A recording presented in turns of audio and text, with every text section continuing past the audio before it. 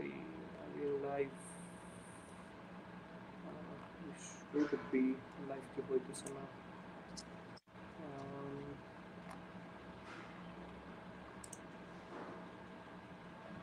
Let me just check. Yes, real life. Hello, hey. Sorry everyone. Sorry again. It was a technical difficulty from my end. I had to switch my devices and everything. I guess everything is all right now.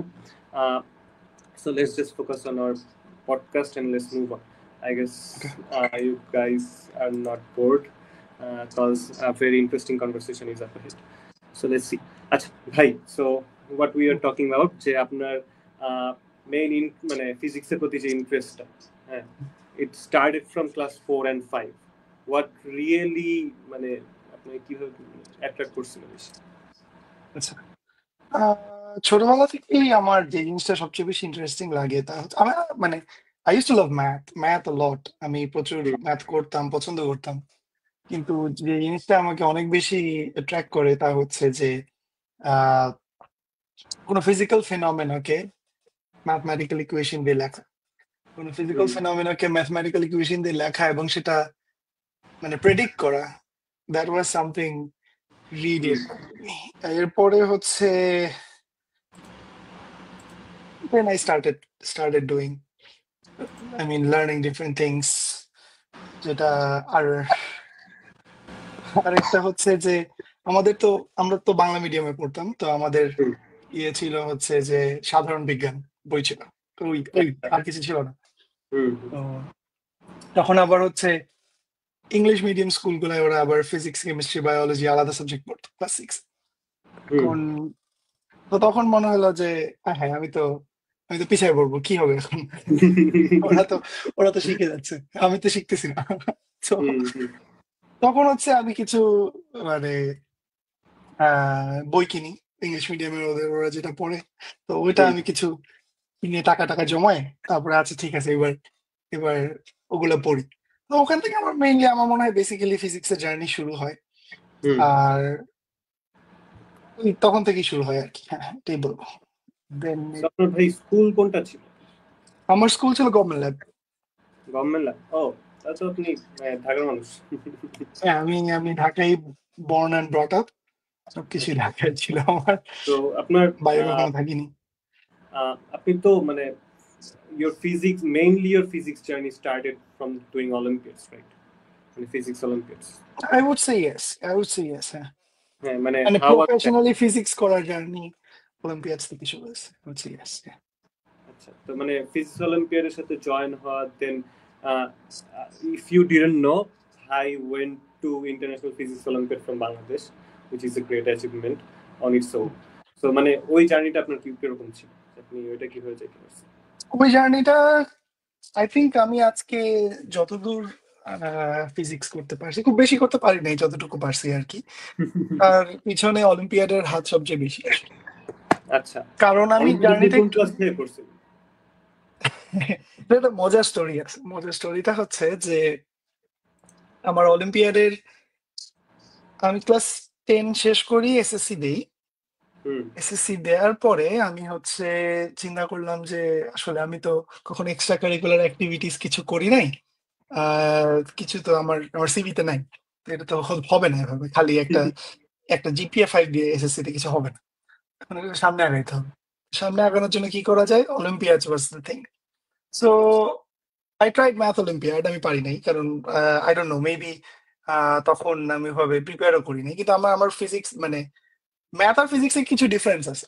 So I think physics was something that came naturally to me. তো এরপরে physics olympiad কিন্তু তখন মাত্র শুরু হয়, মানে প্রথমবার হয় হচ্ছে 2011-তে, আমি এসএসসি 2010-এ। তো 2011-তেও আমি আসলে জানতাম না যে ফিজিক্স অলিম্পিয়াড কোথায় হবে। অক্সফোর্ড ইন্টারন্যাশনাল স্কুলে হয় 2011 সালে। তো তখন আমি হচ্ছে যেই দিন অলিম্পিয়াড হয় ওই দিন পেপারে আসছে, তখন তো পেপার খুব কমন ছিল, মানে তখন তো ফেসবুক এতটা ছিল না।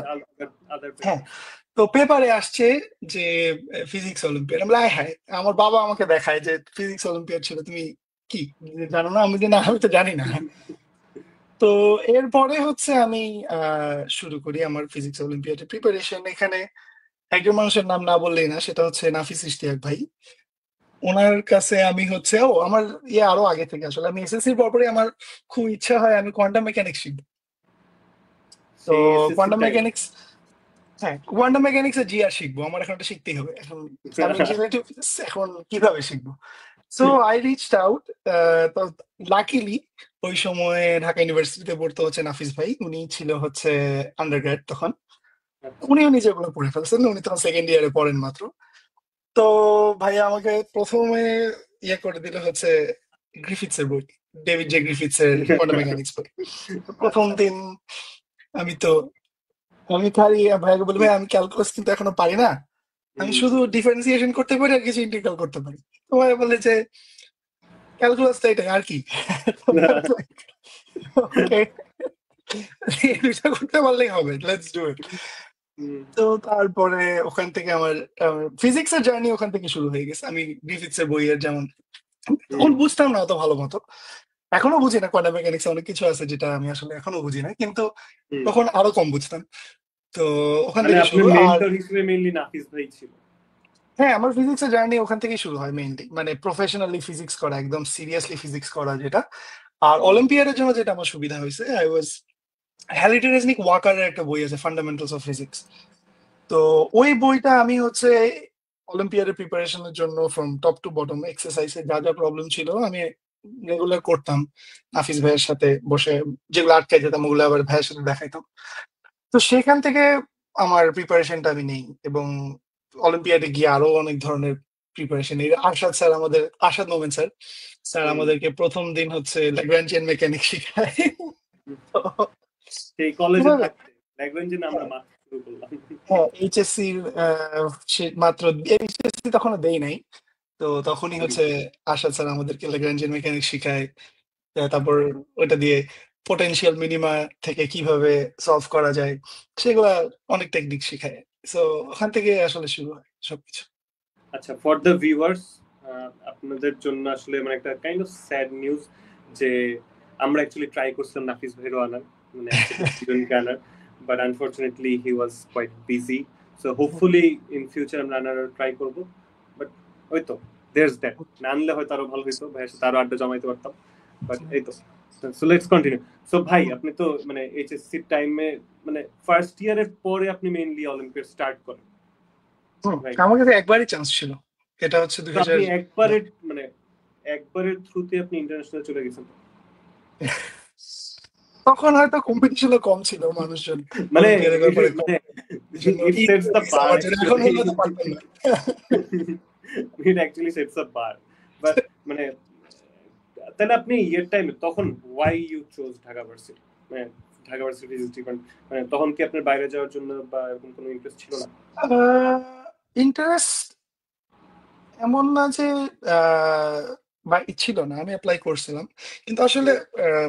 আন্ডার গ্রেডে পড়তে আসাটা খুবই ডিফিকাল্ট, কারণ হচ্ছে যে স্কলারশিপ পাওয়া যায় না।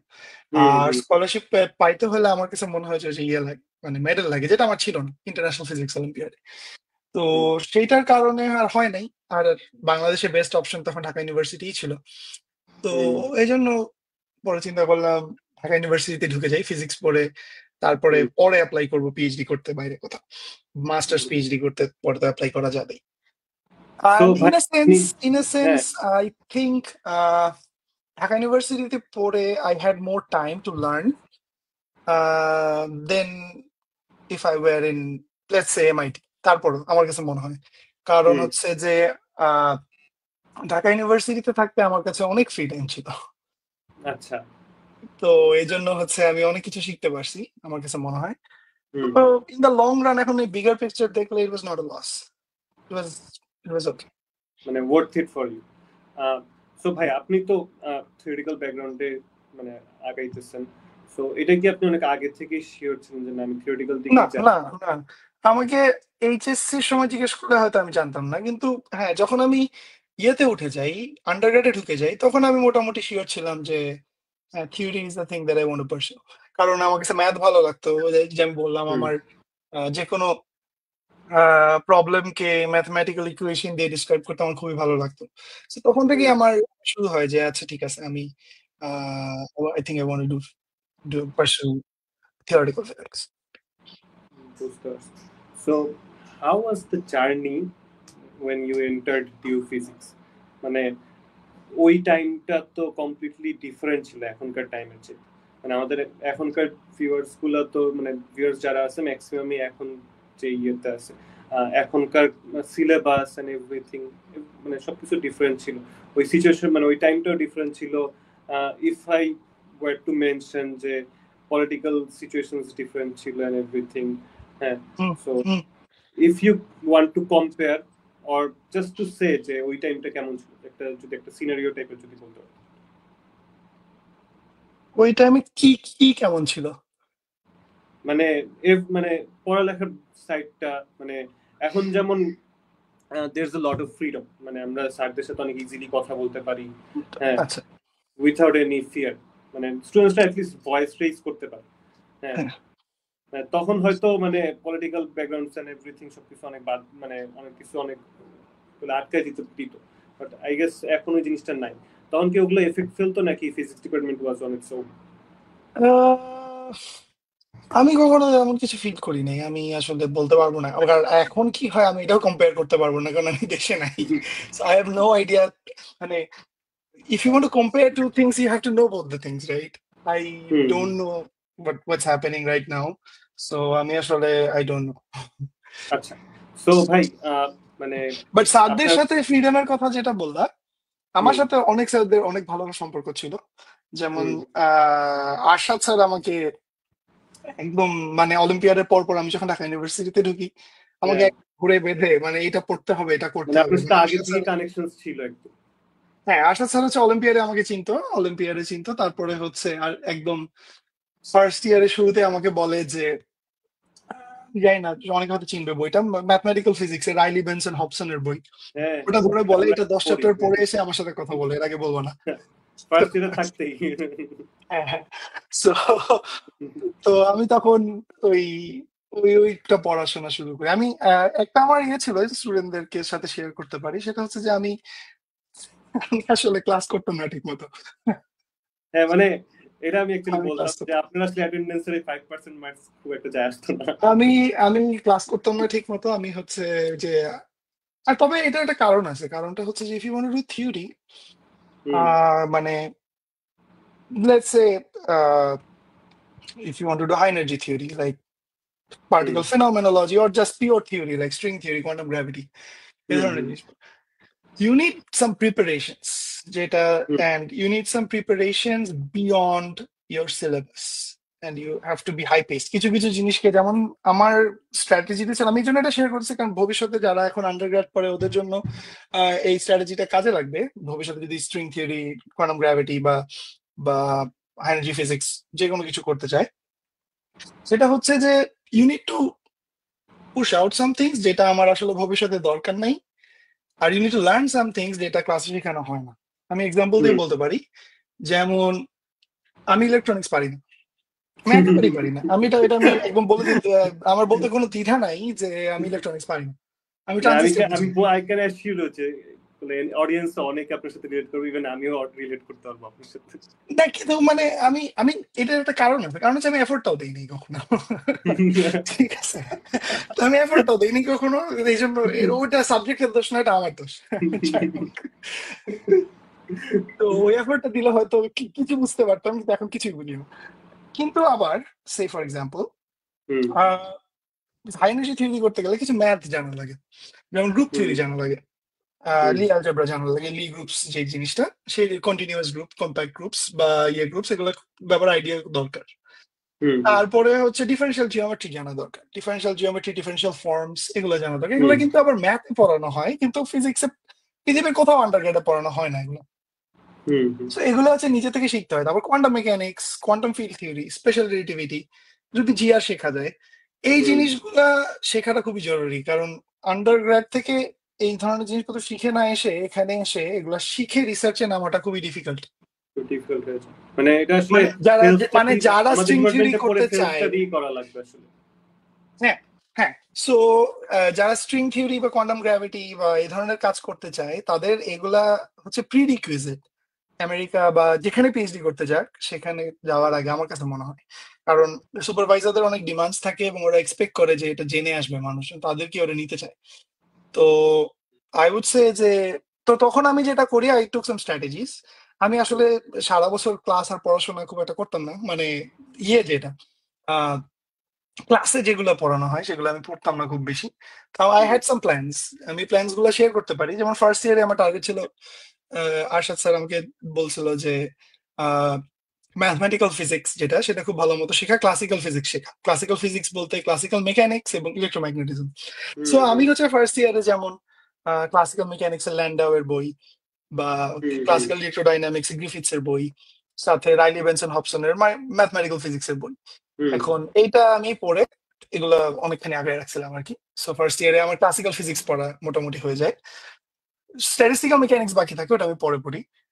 আর সেকেন্ড ইয়ারে এসে আমাকে স্যার বলে এবার কোয়ান্টাম এটুকু। তো তারপরে আমি কোয়ান্টাম মেকানিক্স পড়ি, কোয়ান্টাম ফিল্ড থিওরি পড়ি।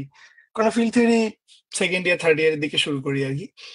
তো ব্যাপারটা হচ্ছে যে হ্যাঁ, আমি কিন্তু এখানে অনেক কিছু বাদ দিয়ে গেছি। যেমন আমি ইলেকট্রনিক্স পড়ি নাই, আমি অপটিক্স কম পড়ছি। অপটিক্স আমি ইয়েতে মানে ইলেকট্রোম্যাগনেটিজম পড়তাম বলে আমি জানছি ওখান থেকে কিছু, বাট ওভাবে ডিটেইলস এ ওয়ার্কআউট করা আমি একটু কম করছি। Because I had some targets যে আমি অন্য কিছু করতে চাই, I knew what I wanted to.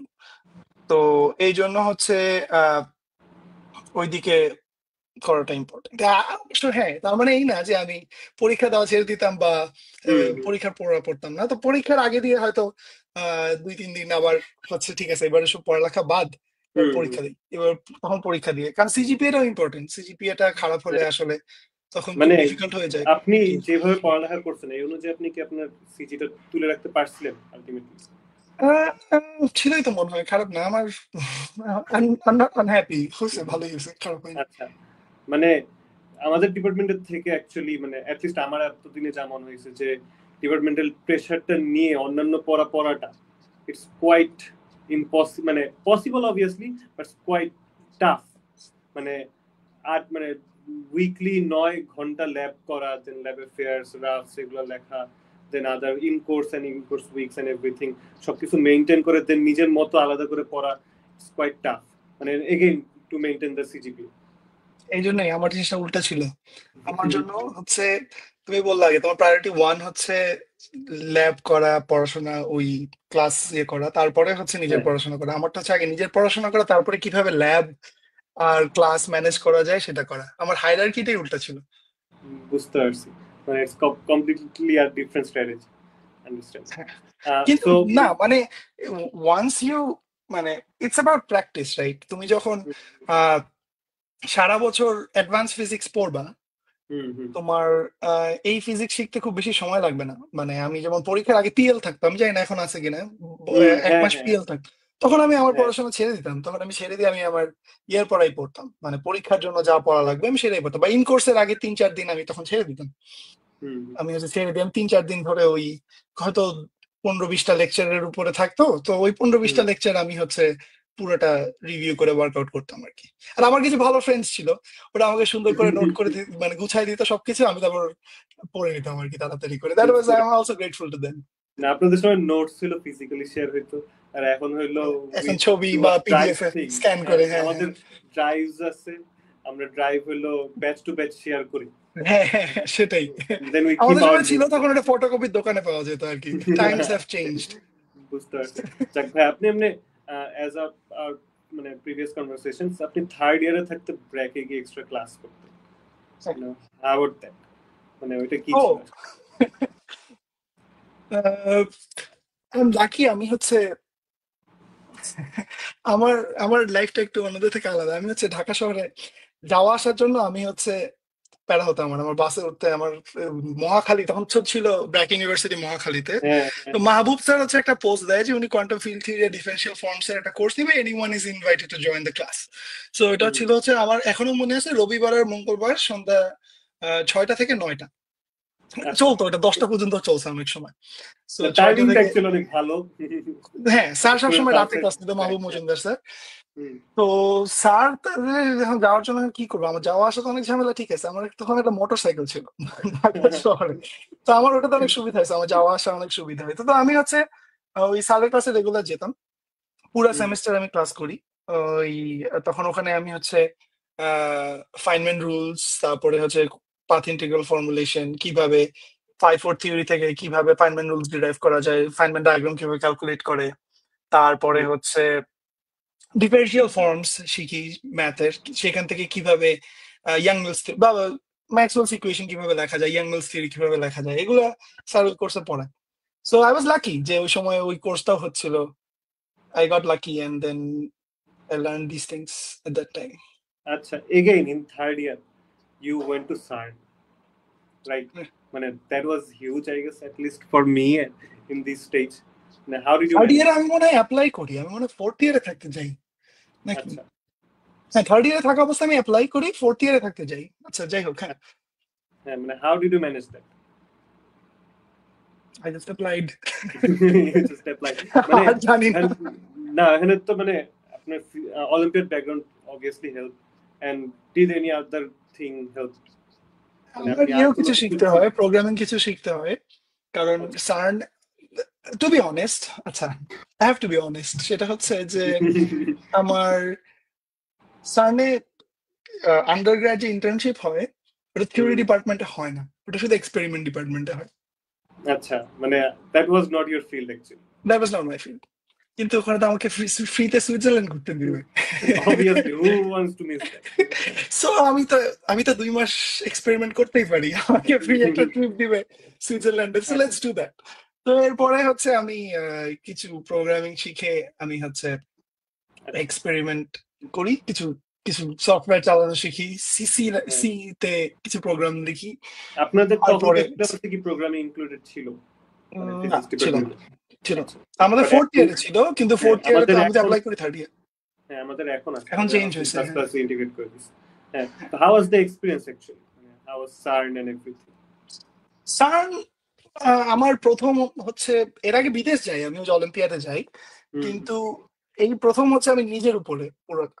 তো it was a nice experience. আর ফিজিক্স ওয়াইজ যেটা বিভিন্ন ধরনের লেকচার হয় ওখানে, টকস হয়, সেগুলো প্রথম হুম, আমি ওখানে গিয়ে শুনি আর কি। তারপরে আরেকটা জিনিস দেখি যে মানুষ কিভাবে, এখানে বাইরের দেশে আসলে একটা জিনিস খুবই কমন, সেটা হচ্ছে লাঞ্চে অনেক ডিসকাশন হয় কিন্তু ফিজিক্সের। হ্যাঁ, হ্যাঁ, হ্যাঁ, তো মানে এবং ক্যাফেটেরিয়া গুলো অনেক ভ্যালুয়েবল। ক্যাফেটেরিয়া গুলা সবচেয়ে সবচেয়ে ভালো দিক হচ্ছে যে ক্যাফেটেরিয়ায় স্টুডেন্ট টিচার কোনো ভেদাভেদ নেই। হুম, হুম, কোনো ভেদ, এটা আমি প্রথম ওখানে গিয়ে দেখি যে এখানে কোনো ভেদাভেদ নাই, সবাই সবার সাথে বসে একসাথে খাওয়া দাওয়া করে, আলাপ আলোচনা করে about physics, about life, about everything. তো ওই জিনিসটা থেকে অনেক কিছু শেখার ছিল, তারপরে প্রোগ্রামিং শিখতে পারি অনেক কিছু। হুম, একজন পোস্টডক ছিল ওই সময় আমার সাথে কাজ, আমাকে গাইড করতেছিল, একজন প্রফেসর ছিল আর একজন পোস্টডক ছিল, ওরা দুজন আমাকে অনেক হেল্প করে। তো এই আর কি, এই জিনিসটা আমার মনে হয় বাংলাদেশে মিসিং, সেটা হচ্ছে যে ফ্যাকাল্টি স্টুডেন্ট যে হ্যাঁ, ইন্টারাকশনটা, আমার মনে হয় এই জিনিসটা একটু বাড়ানো উচিত, এবং এই ব্যারিয়ারটা যত কমবে তত ভালো। আমার কাছে মনে হয়েছে আমি যখন ব্র্যাকে চাকরি করি, তখন আমার কাছে মনে হচ্ছে প্রাইভেট ইউনিভার্সিটিতে একটু বেটার এই জিনিসটা। আমার মনে হয় ঢাকা ইউনিভার্সিটি ফিজিক্সে যদি এটা করা যায়, যে স্টুডেন্টদের সাথে টিচার্স ফ্যাকাল্টিদের ইন্টারাকশন। ব্যারিয়ারটা কমানো যায়, ইন্টারাকশনটা বাড়ানো যায়, একসাথে লাঞ্চ করার কোনো ক্যাফেটেরিয়া থাকে, আমি জানি না এটা ভাই, পসিবল কিনা। একসাথে লাঞ্চ তো দূরের কথা, আমাদের নিজেদের একটা ক্যাফেটেরিয়াও নেই। মানে হ্যাঁ, ইভেন মোকাররমে এখন পর্যন্ত একটা ক্যাফেটেরিয়া দেওয়া হয়নি।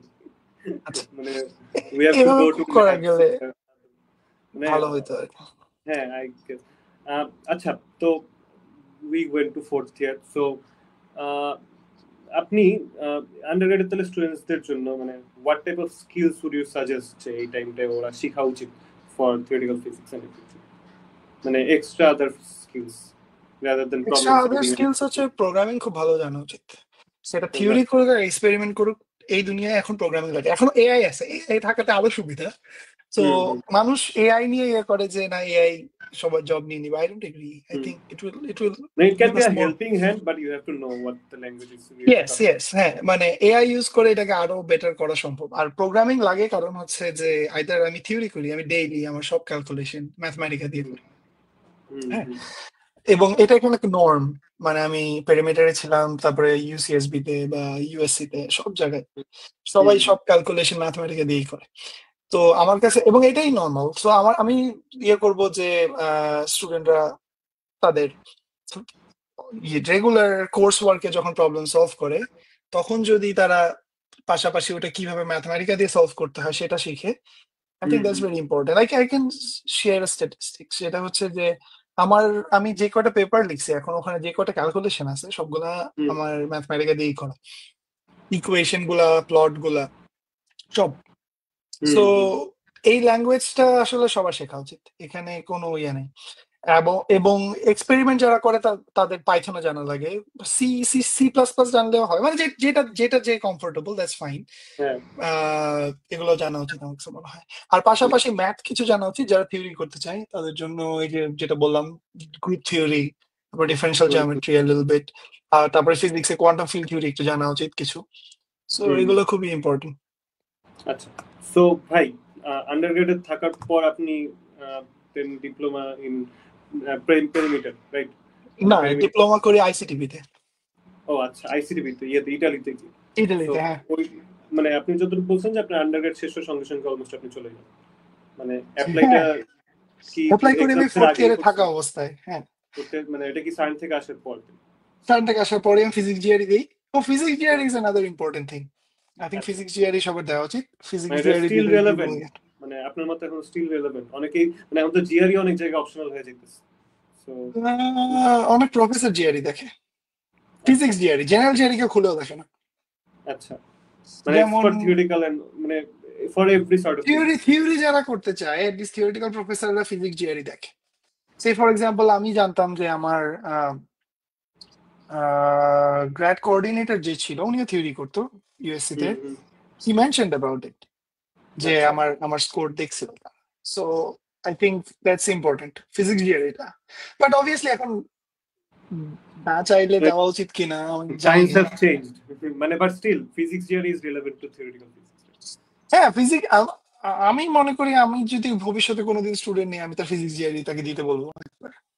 আচ্ছা, so everyone keep in mind, ভাইয়ের অ্যাপ্রোচ করতে হলে পিজিআরই দেওয়া লাগবে।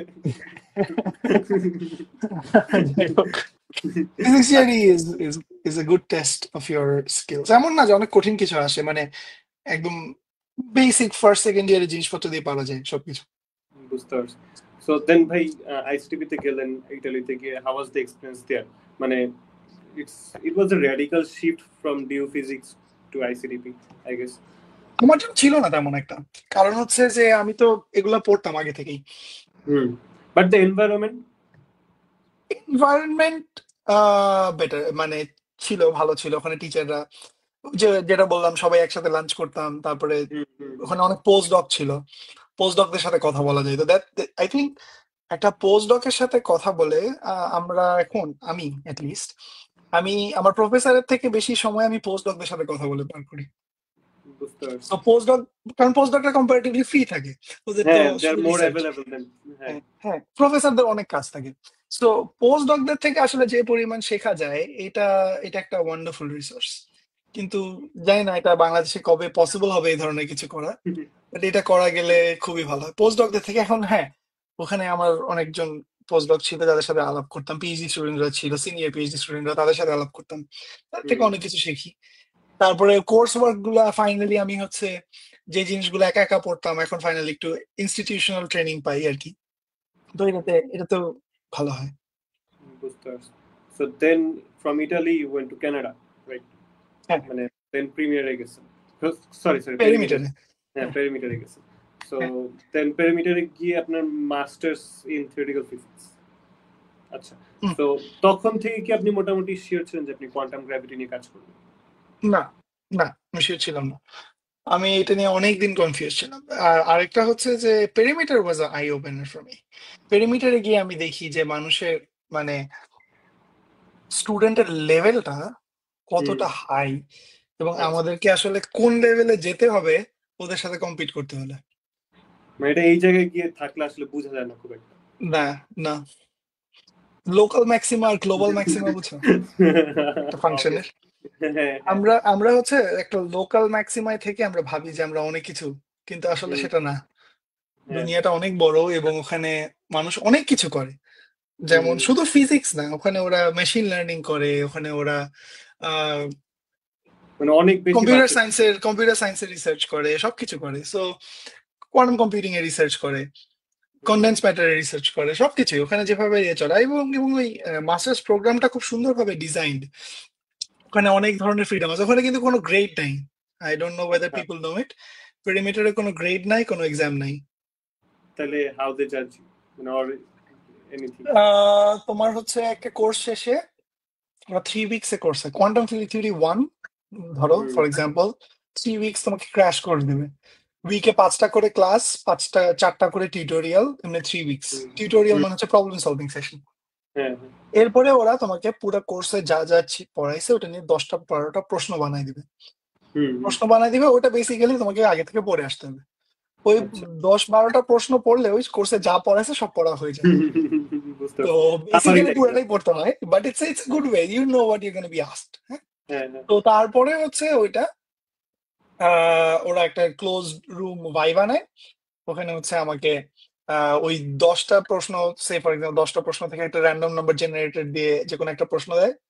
তো হুম, ওইটা তারপর এক্সপ্লেইন করতে হয়, এবং ওই প্রতিটা স্টেপ এক্সপ্লেইন করতে করতে ওরা হচ্ছে বিভিন্ন ধরনের ইয়ে করে, কোয়েশ্চেন করতে থাকে, এটা কেন হইলো, এটা কেন হইলো।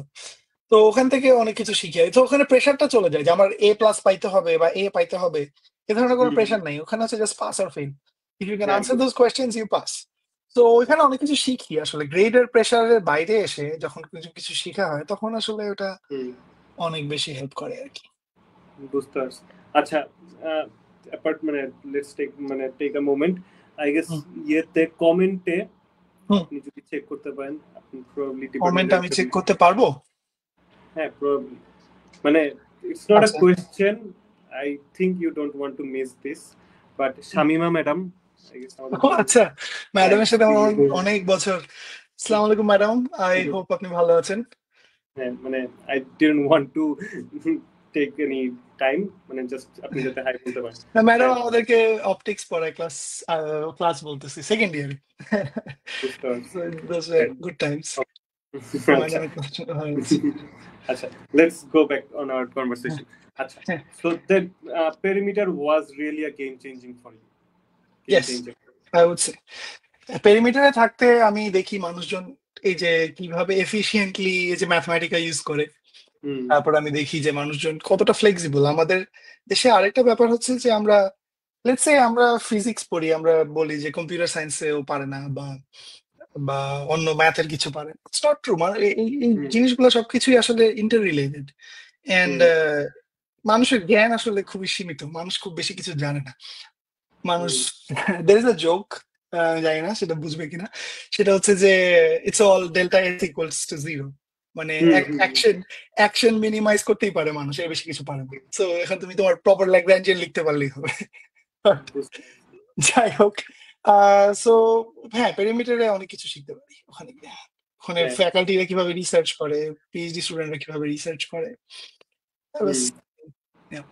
But I can guess যে perimeter also was a real মানে also gave you a reality check, right?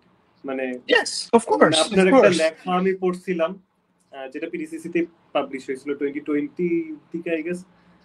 Covid এর সময় আমার মনে আছে, হ্যাঁ। হ্যাঁ, হ্যাঁ, একটা হ্যাঁ। তখন আপনি লিখছিলেন ইউ গট 47 রিজেকশনস। ও, ওইটা তো আগে পড়ে, মানে পেরিমিটার আগে পেরিমিটার পরেও। আচ্ছা, এটা হ্যাঁ, এটা মানে একটা over the story. Time obviously, but হ্যাঁ, হ্যাঁ। ইউ গট হ্যাঁ। 47 রিজেকশনস যে আপনি পেরিমিটার থাকতে থাকতে দেন পিএইচডির জন্য অ্যাপ্লাই করেন, বাট তখন খুব একটা মন মতো হয় না আপনার জন্য। পেরিমিটার আগেও হয় না, পেরিমিটার আগে 20টা, পেরিমিটারের পরে 20টা। আচ্ছা। এখানে একটা আহ, কারণ আছে। কারণটা হচ্ছে যে I always wanted to do like string theory, কোনো গ্র্যাভিটি স্টাফ। তো এগুলা করতে গেলে you have to be specific যে ওই জায়গায় অ্যাপ্লাই করতে হয়। স্কুলস খুব অল্প অল্প কিছু জায়গায় মানুষজন কাজ করে, ওখানে ওদের কাছে ফান্ডিং থাকে না এবং কম্পিটিশনটা অনেক হাই। কারণ হচ্ছে যে পৃথিবীর যে কোনো জায়গা থেকে স্ট্রিং থিওরি করা যায়, because you don't need a lab, right?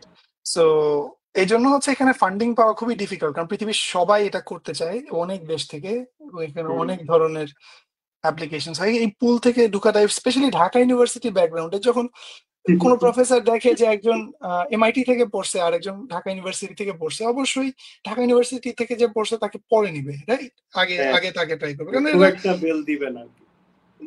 কারণ সিম্পল, কারণ ওরা তো চিনে না, রাইট?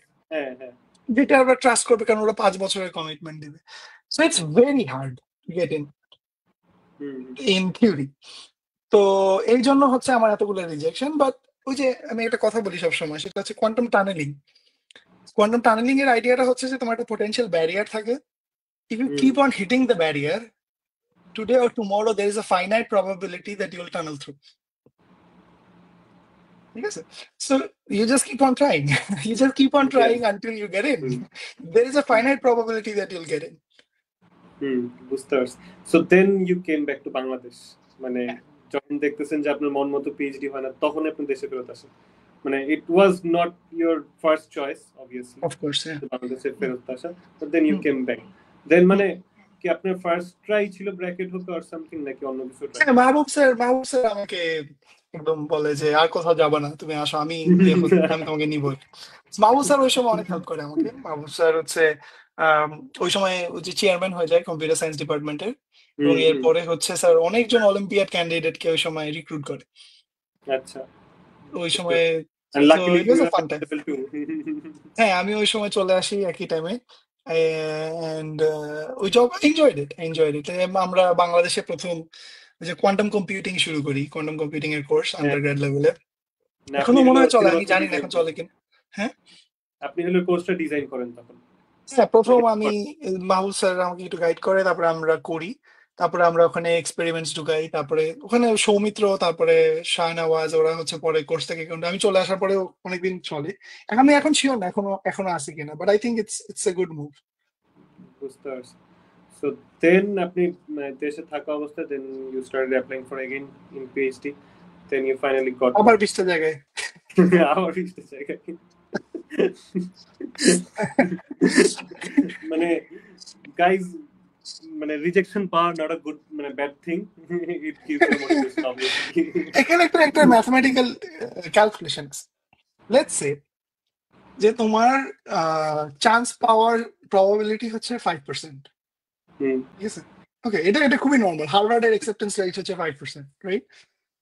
তাহলে 20 জায়গায় অ্যাপ্লাই করলে 20টাতে রিজেকশন খাওয়ার প্রবাবিলিটি কত?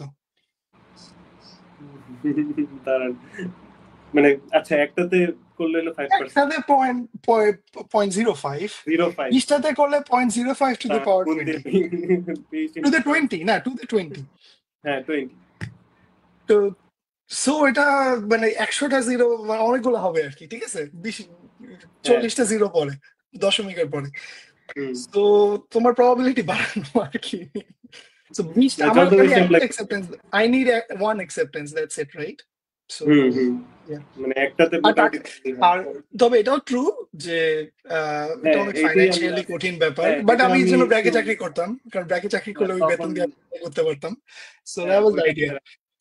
হ্যাঁ, মানে এটাই আমি বলতাম যে আপনার জার্নিটা যেরকম ছিল, for theoretical background and everything, and being a Bangladeshi student, financial background obviously mattered, right? মানে for every student here I think at least 60 to 70% স্টুডেন্টের জন্য ফাইন্যান্সিয়াল ব্যাকগ্রাউন্ড অনেক ম্যাটার করে।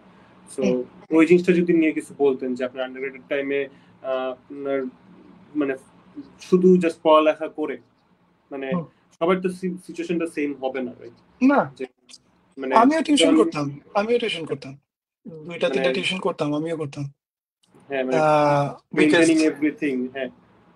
হ্যাঁ, হাত খরচের ব্যাপার আছে, আছে, সবকিছু মিলায় ফ্যামিলিকে অনেক সাপোর্ট করতে হয়, এটা undeniable, you have to do it, এটা পার্ট অফ লাইফ। হ্যাঁ, দেন আবার এই যে ইয়ার কথা বলেন, এই যে অ্যাপ্লাই এর কথা বলেন, as far as I know যে একটা ভার্সিটিতে অ্যাপ্লাই করতে গেলে হ্যাঁ $70, $80, $100 এরকম ডলার্স করে লাগে। সো ওই সময় জিআরই স্কোরও পাঠাইতে হতো, ওটাও আরো। আপনি যদি 47 রিজেকশনস পান তাহলে দ্যাটস আমি 47। 5 লাখ টাকা খরচ করছি, হ্যাঁ। হ্যাঁ বাট ওটা হচ্ছে আমি ওই যে ইয়ে করছি, আম, আমার বাবা হচ্ছে একটা লোন নেয় আর কি, লোন নিয়ে আমাকে প্রথমবার 17টা জায়গায় না 20টা জায়গায় অ্যাপ্লাই করছি, সেটা আমাকে দেয়। তো আর এর পরেরটা হচ্ছে আমি ব্র্যাক থেকে যা বেতন পাইতাম ওইটা দিয়ে আমি পুরো হচ্ছে ও পুরোটা দিয়ে দিছি, প্রথম 4-5 মাসের বেতন পুরোটা দিয়ে দিছি। সো সো এটাই। গাইস একটা জব রাখবা, দেন অ্যাপ্লাই করবা, নাইলে অবস্থা খারাপ হয়ে যাবে। হ্যাঁ, আর আর এটা একটা রিয়ালিটি চেক যে থিওরিটিক্যাল ফিজিক্সে পিএইচডি পাওয়া এত কঠিন, সো লেটস সে জব পাওয়া কতটা কঠিন, রাইট? পরে ওইটাতে ভবিষ্যতে। আমরা যাবো, ওইটাতে আমরা আস্তে আস্তে আচ্ছা যাই। ঠিক আছে, ওকে ওকে। আচ্ছা, সো দেন মানে পিএইচডির জন্য গেলেন, right? So let's talk about the big well here. যে আপনি তো প্রিন্সটনের ভিজিটিং স্টুডেন্ট ছিলেন, when was that? ওইটা হচ্ছে 2000, দাঁড়াও একটু মনে করি, 2022-এ, 2022 So after PhD মানে ডিউরিং পিএইচডি? During PhD. হ্যাঁ, আমার সুপারভাইজার হচ্ছে ভিজিটিং প্রফেসর হিসেবে প্রিন্সটনে যায়, তো তখন আমিও যাই আর কি। সো ওই তখন আমার প্রথম এডওয়ার্ড উইটেন, হুয়ান না মালদাসেনাকে অবশ্য আগে দেখছিলাম, এডওয়ার্ড উইটেনের সাথে আমার প্রথম দেখা হয় হচ্ছে আহ প্রিন্সটনে গিয়ে, একটা কনফারেন্স ছিল তখন প্রথম দেখা হয়। তার সাথে আমি ফিজিক্স নিয়ে আলাপ করি না, আমি তার সাথে টেনিস নিয়ে আলাপ করছি, পরে ফিজিক্স নিয়ে আলাপও করছি, ওই আর কি। এডওয়ার্ড উইটেনের সাথে তো প্রথম দেখা হয়। How was Princeton actually? মানে আপনি পেরিমিটারে গেছেন, আইসিটিভি তে ছিলেন, পেরিমিটার জিওফিজিক্সে ছিলেন, আবার then USA Santa Barbara and everything. So how was Princeton? I would say Princeton, UCSB, মানে ইউসি সান্টা বারবারা, পেরিমিটার একই রকম জায়গা। আচ্ছা, তো তাদের তিনটেই। কালচারটা মোটামুটি একই রকম, হ্যাঁ। এখানে যেটা যেটা সুবিধা সেটা হচ্ছে যে অনেক মানুষ আছে যারা থিওরিতে, মানে এই তিনটা জায়গায় থিওরি গ্রুপটা অনেক বড় আর কি। সো থিওরি গ্রুপটা অনেক বড়, সো অনেকজন মানুষ থিওরি নিয়ে কাজ করে। মানে আমি করিডোর দিয়ে হাঁটলেও আমি ইকুয়েশনস দেখতে পাই, হয়তো আমার রিসার্চের কাছাকাছি কিছু ইকুয়েশনস লেখা ব্ল্যাকবোর্ড গুলায়, অথবা তাদের সাথে কথা বলার জন্য, কথা বলা মানুষ, মানে থিওরি রিসার্চে তো কোনো ল্যাব লাগে না, কিছু লাগে না, we just need people and we need to talk to people and blackboard, আর একটা ব্ল্যাকবোর্ড লাগে, এর বেশি কিছু লাগে না। বুঝতে পারছি। মানে তো প্রিন্সটনের এই জন্য জায়গাগুলো ফান এই একটা এক্সপেরিয়েন্স। কালচারটা খুবই ভালো কালচার, মানে একটা মানুষ রিসার্চে ভালো করে তখনই যখন তার আশেপাশে রিসার্চ কালচারটা ভালো থাকে। এটা আমি এগ্রি, এটা আমি সবসময় মানে মনে করি এটা এটা ট্রু। তো এই জায়গাগুলো যেটা হয় যে সবাই রিসার্চ করে আশেপাশে, so you have no other choice but to do research, good আপনার রিসার্চ। ভালো করাই লাগবে যেমনি হোক, হ্যাঁ, অ্যাটলিস্ট একটা সবার সাথে কথা একটা বলতে লেভেলে বলতে থাকা। হয়ে যায়, হ্যাঁ, বা মানুষের সাথে কথা বলতে বলতে ইউ ফাইন্ড আ প্রজেক্ট, আচ্ছা ঠিক আছে এটা তো করা যাইতে পারে, তো তখন এটা করে। এই কোলাবোরেটিভ কালচারটা ডেভেলপ করা উচিত বাংলাদেশের স্টুডেন্টদের ভিতরে। যেমন আন্ডার গ্রাডের ক্ষেত্রে তো রিসার্চ ওইভাবে হয় না, তো তখন হচ্ছে যে যেটা করা উচিত যে একসাথে শেখা, let's say okay let's learn, group study, everything. Group study করে কোয়ান্টাম মেকানিক্স শিখি। ঠিক আছে, আমরা গ্রিফিথস এর বইয়ের প্রথম থেকে পড়া শুরু করি, let's do it, let's meet once a week. আচ্ছা, সো আচ্ছা, যেহেতু আন্ডারগ্রাউন্ডের রিসার্চের কথা বললেন, there something going on right now, যেটা হচ্ছে আইসিটিপি একটা সামার ইন্টার্নশিপ করাইতেছে, হ্যাঁ, which you are a part of. So if anyone didn't know, যে ওয়াসিফ ভাই is taking interns for theoretical or mathematical, I guess. Mathematical মানে আপনার mathematical লাগে। Both, হ্যাঁ। হ্যাঁ, একটু ম্যাথ আছে, যেটা হচ্ছে যে ম্যাট্রিক্স মডেলস নামে একটা থিওরি আছে, এটা পুরো ম্যাথমেটিক্যাল থিওরি। সেটার সাথে 2D কোয়ান্টাম গ্র্যাভিটি একটা ডুয়ালিটি আছে, তো সেটা নিয়ে আমার কিছু I have some projects in mind, but ওটা অবশ্যই আগে কিছু ইয়ে করতে হবে। So if anyone is interested and willing to give the effort, I would love to guide. হ্যাঁ, মানে জুনের 15 পর্যন্ত ডেডলাইন, এবং আরো অনেক ভালো ভালো প্রজেক্ট আছে, মানুষজন যারা ওখানে ইন্টার্ন নিচ্ছে তাদের প্রোফাইল এবং রিসার্চ প্রোফাইল দেখলেন, প্রজেক্ট গুলা দেখলে, আমি নিজে আন্ডারগ্রেড থাকলে আমি হয়তো সবগুলাতে অ্যাপ্লাই করতাম যেটা পাওয়া যায়। আর আন্ডারগ্রেডের রিসার্চটা খুব ইম্পর্টেন্ট এই সেন্সে যে একটা পিএইচডি পাইতে হলে সবচেয়ে ইম্পর্টেন্ট হচ্ছে রিসার্চ এক্সপিরিয়েন্স, আর একটা হচ্ছে রেকমেন্ডেশন লেটার। এই দুইটা জিনিস খুবই ইম্পর্টেন্ট। সো একজন ভালো রিসার্চার থেকে একটা ভালো রেকমেন্ডেশন লেটার পাওয়া, এবং রেকমেন্ডেশন লেটারে শুধু কোর্স ওয়ার্কের কথা না, যদি লেখা থাকে যে সে রিসার্চে এই কাজগুলো করছে, তখন সেটা ম্যাটার করে। বুঝতে পারছি।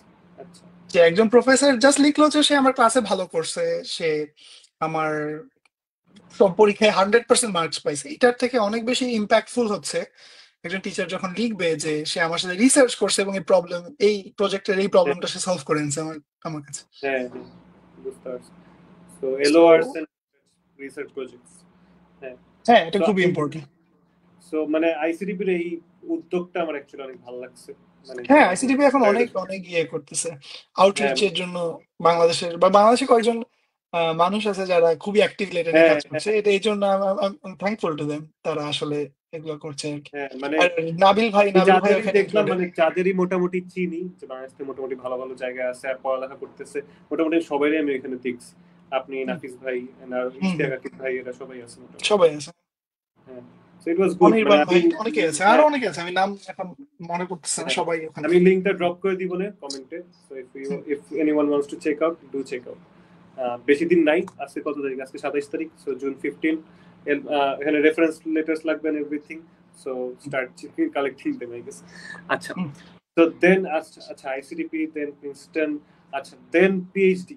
আচ্ছা, ফাইনালি যখন আপনি স্ট্রিং থিওরির উপর পিএইচডি করা শুরু করতে পারলেন, হাউ ওয়াজ দ্য ফিলিং? মানে যখন আপনি ফাইনালি অফার লেটারটা পাইছেন, yes, It was it was at it last. was it was relieving. It was relieving. অনেক অনেক অনেক কাঠখড় পুড়ায়, যেটা বাংলায় বলে, কাঠখড় পুড়ায় তারপরে আসে। It was fun. তো ভালো লাগে। বাট হ্যাঁ, তখন আবার হচ্ছে আমাকে অনেক কিছু পড়াশোনা করতে হয়, কারণ আমি প্রিরিকুইজিট ফিল আপ করা। স্পেসিফিক্যালি আমার সুপারভাইজার যে টপিকে কাজ করে ওই হুম, টপিকটা আমি আগে পড়ি নাই কখনো। যেমন ম্যাট্রিক্স আচ্ছা। মডেলস আইডিয়াটা আমার ছিল না। তো হুম, এটা আবার আমার নতুন করে শিখতে হয় অনেকখানি। সো 2019 সালে একটা খুব ফেমাস পেপার বের হয় সাদ শঙ্কর স্ট্যানফোর্ডের, JT gravity as matrix integral. তো ওইটা হুম, থেকে আমার পড়াশোনা আবার শুরু হয়, যে আমার বর্তমান রিসার্চ ওইখান থেকে শেপড হয় আর কি। বুঝতে পারছি। সো কি বলে, পিএইচডি করতে করতে, পিএইচডি করার জন্য তো আপনি দেন ইউএসএ তে গেলেন। সো দেন ইউ হ্যাভ মানে explored Asia, Europe, then USA, Canada and everything. So সব জায়গা যদি মিলান, মানে which was the best country for you, or best country environment, country or environment, whatever you say. Investment, মানে এখন কি তুমি আমাকে ইনস্টিটিউটের কথা জিজ্ঞেস করতেছো নাকি লাইফ ইন হ্যাঁ জেনারেলের হ্যাঁ, কথা জিজ্ঞেস? ইনস্টিটিউট, আচ্ছা ইউ ক্যান ইনস্টিটিউটের আনসার কথা। বোথ, দুইটাই বলতে পারেন। ইনস্টিটিউটের কথা বললে আই উড সে যে যেটা আগে বললাম, প্রিন্সটন, পেরিমিটার আর ইউসিএসবি, এই হুম তিনটা আমার কাছে equal. I think hmm few of them were like equally appealing to me, hmm hmm, and কালচারটা অনেকটা একই রকম, এই হ্যাঁ। জন্য আই থিঙ্ক সো যদি দ্যাট ওয়াজ পড়ালেখা বেটার। বাদ দেই, so living experience, life, cultural experience and everything, ওগুলোর জন্য। আচ্ছা, লাইফ এক্সপিরিয়েন্স আমার আমার আমি তো ক্যালিফোর্নিয়ায় থাকি এখন। I hmm love hmm California. হুম হুম ক্যালিফোর্নিয়ার সবচেয়ে বড় সুবিধা, অনেকগুলো সুবিধা আছে আমি বলতে হুম, পারি। লাইফ ইজ, প্রথমত কথা হচ্ছে যে life is not physics only, this হ্যাঁ other things to life, right? যেমন পেরিমিটারে থাকতে আমার ফিজিক্স করতে খুব ভালো লাগতো, কিন্তু আমার বরফে অনেক প্রবলেম হতো। মানে আচ্ছা। আমার মেন্টাল আমাকে ডিপ্রেসিং লাগতো জিনিসটা। তো যেমন সেই নভেম্বরে বরফ পড়া শুরু হয়, এপ্রিলে হুম, বরফ পড়া শেষ হয়। তো 6 মাস, এপ্রিল মাসে গিয়ে আমার আর মনে হয় যে আমি আর বরফ দেখতে চাই না, ভালো লাগে না। কারণ হুম, বের হতে গেলে বুটস পরতে হয়, জ্যাকেটস পরতে হয়, ইয়ে করা যায় না। অনেকে এনজয় করে অবশ্য, আমি আসলে এনজয় করতাম না জিনিসটা। তো লাইফে এখানে আমি এসে অনেক কিছু করি। আমি শুধু যে ফিজিক্স করি এমন না, আমি বিভিন্ন ধরনের স্পোর্টস খেলি, আমার খুবই হ্যাঁ ভালো লাগে। এবং আমি যেটা দেখছি সেটা হচ্ছে যে বাংলাদেশে, মানে এখানে মানুষজন অনেক এফিসিয়েন্টলি কাজ করে। Let's say Monday to Friday, এখানে যেটা উইকডেজ, মানডে টু ফ্রাইডে মানুষজন সকাল 9টায় যদি কাজে ঢুকে, they are totally focused in their work. কিন্তু হুম যখন 5টার সময় কাজ টাইম শেষ, সারাদিন সে কাজ করছে, then done, they do something hmm, else. Like আচ্ছা। They go for swimming, they go for running, অথবা হুম মুভি দেখে, অথবা কিছু করে, বাট এক্সারসাইজ করে কিছু। হুম আই থিঙ্ক এটা ইম্পর্টেন্ট আর কি লাইফে। সো ক্যালিফোর্নিয়া আমার ভালো লাগে এই কারণে, কারণ এখানে ওয়েদার ভালো। এখানে আচ্ছা। সারা বছর নাতিশীতোষ্ণ হুম, আবহাওয়া থাকে। তো এই জন্য হচ্ছে খুবই ভালো লাগে আমার। আর আমার মানে এখানে আপনার প্যাসিফিক ওয়ার্ক ওশান লাইফ আমার। ব্যালেন্সটা অনেক সুন্দর আসলে। হ্যাঁ হ্যাঁ, আমার আমার ক্যাম্পাস হচ্ছে সমুদ্রের পাড়ে। প্যাসিফিক ওশনের পারে। তো এই জন্য আমার ইউসিএসবি খুব পছন্দ আর কি, যে আমি আমার কাজের মাঝখানে আমি গিয়ে প্যাসিফিক ওশনের পারে বসে থাকতে পারি। আচ্ছা, দ্যাটস আর রিয়েলি উইকেন্ডসে আমার মতে মানুষের উইকেন্ডস কে আরো ইউটিলাইজ করা উচিত, যেমন খেলা উচিত। আমি মাঝে মাঝে যেমন ক্রিকেট খেলি, আমার খুবই ভালো লাগে এখানে ক্রিকেট খেলতে। ক্রিকেট খেলেন কিন্তু বাংলাদেশের খেলা দেখেন না। বাংলাদেশের খেলা আমি এককালে রিলিজিয়াসলি ফলো করতাম, বাট এখন আর করি না। ক্রিকেট করা ফলো উচিত করি না, তো, আমি ক্রিকেট ফলো করি এখনো, কিন্তু বাংলাদেশে ক্রিকেট খুব একটা ফলো করি না এখন আর। বুঝতে পারছি, মানে যে অবস্থা ফলো না করার মতনই অবস্থা হয়ে গেছে। কিছু করার নেই। আবার শুনলাম আপনি নতুন হ্যাবিট, ক্যারম খেলেন এখন। হ্যাঁ, আমি আমি একটু চেষ্টা করতেছি এই ইয়েতে খেলার, মানে টুর্নামেন্টস খেলার চেষ্টা করতেছি, but still it's a long way to go. এমনি খেলি আর কি। আচ্ছা, তো ভাই মানে যেটা আমি মেইনলি জিজ্ঞাসা করতাম আসলে, যে এই যে এতগুলো দেশে গেলেন, so how is the Bangladesh community? মানে আপনার ইউএসএ তে, দেন কানাডা, দেন ইটালি, কমিউনিটিটা কি? ইউএসএ আর কানাডাতে বাংলাদেশি কমিউনিটি এখন হিউজ, হুম সব জায়গায়। মানে বাংলাদেশিদের এখন কোনো অভাব নাই, স্পেশালি আমার কাছে মনে হয় বুয়েটের স্টুডেন্টরা, হুম হুম মানে ইউনিভার্সিটি গুলায় এখন প্রচুর। আমার মনে হয় না বুয়েটের মানে 90%, মানে 10% স্টুডেন্ট এখন দেশে থাকে। হুম আই থিঙ্ক সবাই চলে আসে এখানে, এবং এখানে আহ, বাংলাদেশি কমিউনিটি আমি মিস করি না। আমি অনেক বাংলাদেশিকে চিনি, তাদের সাথে হুম আমরা ঈদ করি, পয়লা বৈশাখ করি, তারপরে হুম। সাংস্কৃতিক অনুষ্ঠান হয়, তারপরে বিভিন্ন ট্রিপে যাই আশেপাশে। তো মানে বাংলাদেশে থাকতে যা যা করতেন মোটামুটি সবই করা হয় আসলে। সবই করা হয়। আর আমরা তো লস অ্যাঞ্জেলেসের কাছে থাকি, লস অ্যাঞ্জেলেসে আসলে বাংলাদেশি খাবার দাবার রেস্টুরেন্ট সব আছে, ইন্ডিয়ান হুম রেস্টুরেন্টস। তো এটাই ওটা, আমার কাছে মনেই হয় না যে আমি বাংলাদেশে নাই আসলে। আমার কাছে আরো মনে হয় আমি মানে আরো ব্রডার কিছুতে আছে, যেখানে বিদেশিরাও আছে বাংলাদেশিরাও আছে, এই টাইপের হুম। আরো ডাইভার্স কোন একটা জায়গায় এসে পড়ছে। ডাইভার্স কোন একটা জায়গায় আছে। It's fun, I enjoy it. আচ্ছা, তো কি বলে ইউএসএ তে এখন, মানে যদি একটু ডিফারেন্ট কোয়েশ্চেন করি, how is the situation right now? মানে কিসের সিচুয়েশন? মানে অনেক চেঞ্জেস তো আসছে, নিউ হ্যাঁ, গভর্নমেন্ট একটু ফান্ডিং সিচুয়েশন একটু একটু ডিফিকাল্ট এখন, মানে একটু আনসার্টেনটি আছে, বাট হোপফুলি এটা ইয়ে হ্যাঁ, হবে এখন। উই আর রিয়েলি হোপফুল যে ইন দ্য নিয়ার ফিউচার যাতে জিনিসটা ঠিক হয়ে যায়। বাট হুম। এটা কি আপনার আশেপাশে আর আপনার উপর কোনো এফেক্ট ফেলছে, মানে আপনার পড়ালেখা আমার উপর এখনো কোনো এফেক্ট ফেলে নাই, বা বাট আশেপাশে? আশেপাশে অনেকের যেমন ইয়ে হয় না, মানে ফান্ডিং চলে গেছে বা ইয়ে হয়েছে, এই ধরনের জিনিসপত্র দেখছি, বাট ওইভাবে মানে কি আমার উপরে মিড কোনো এফেক্ট মিড নেই। পিএইচডি ফান্ডিং চলে গেছে?